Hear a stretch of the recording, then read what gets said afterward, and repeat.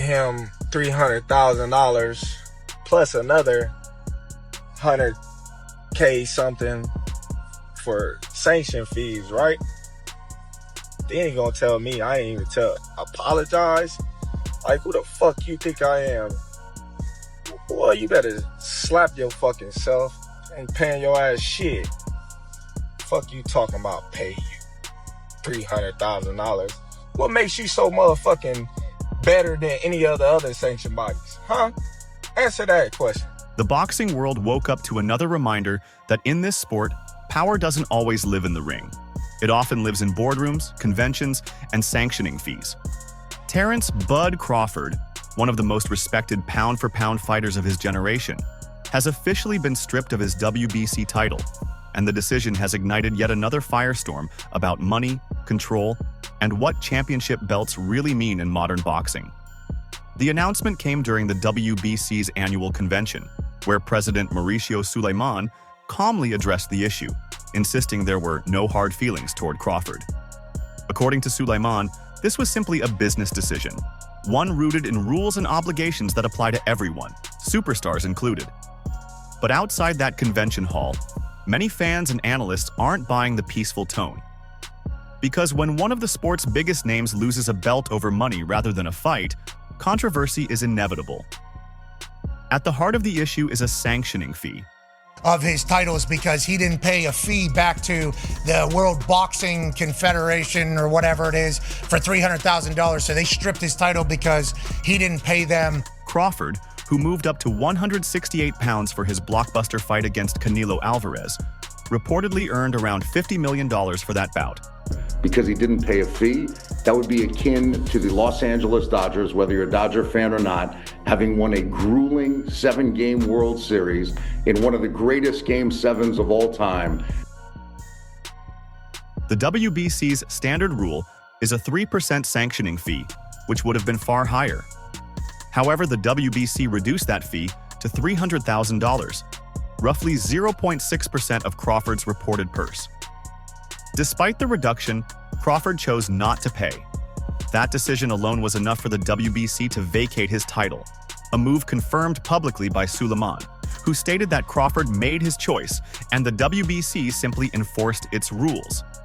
From the WBC's perspective, this was straightforward. No payment, no belt, no exceptions. They argue that sanctioning fees are what fund rankings, officials, safety programs, and the organization itself. Terence Crawford is no longer undisputed, and the reason why is everything that's wrong with boxing. The WBC has stripped Terence Crawford of his belt. If a fighter, no matter how big, can ignore those rules, then the entire system collapses. That's the official line. But boxing fans have never been great at accepting official lines without skepticism. Crawford certainly didn't.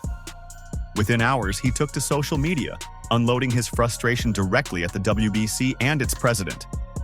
In a raw, profanity-laced response, Crawford made it clear he doesn't value the green belt the way fans or promoters might want him to.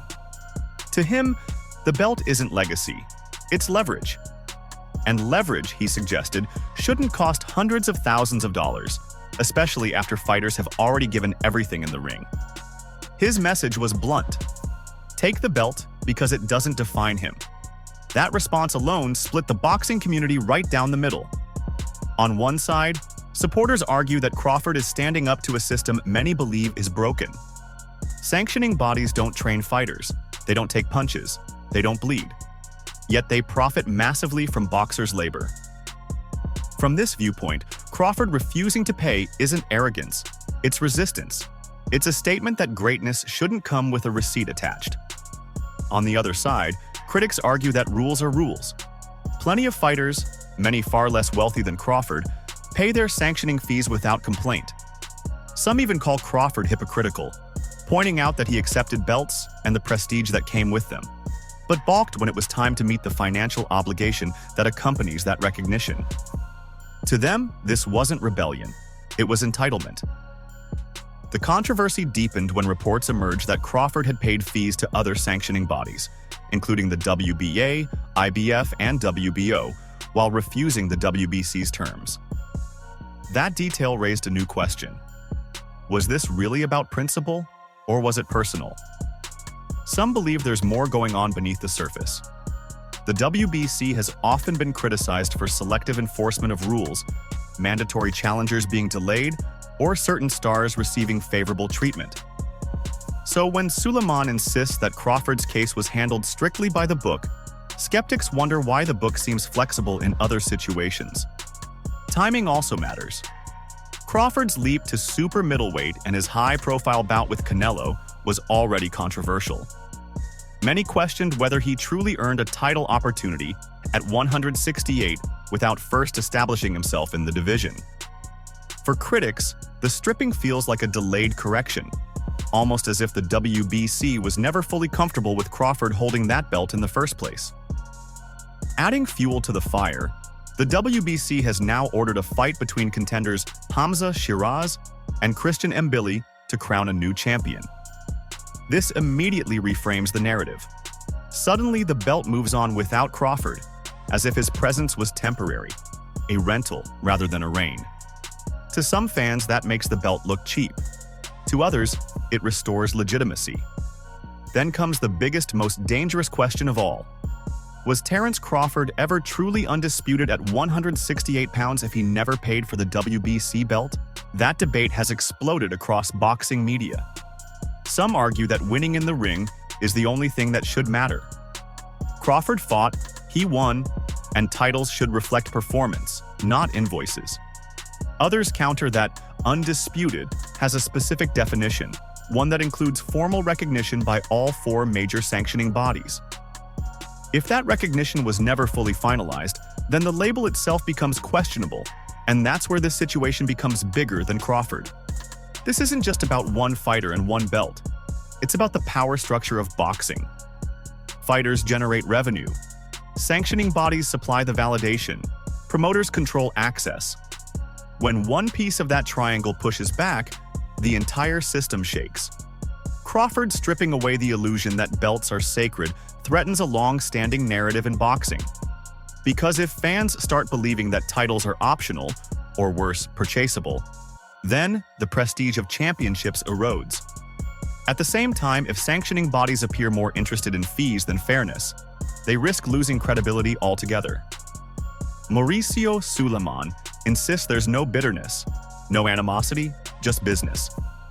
But history shows that boxing business decisions often leave scars. Fighters remember, fans remember, and narratives stick. The irony is that Terence Crawford's legacy may not suffer at all from this. He's already regarded as one of the best technicians and competitors of his era. No belt can erase that. In fact, for some fans, standing up to the WBC only enhances his image as a fighter who answers to no one. But for the WBC, the stakes are different. Every time a superstar openly dismisses a belt, it chips away at the organization's authority. And while stripping Crawford may assert short-term control, the long-term question remains.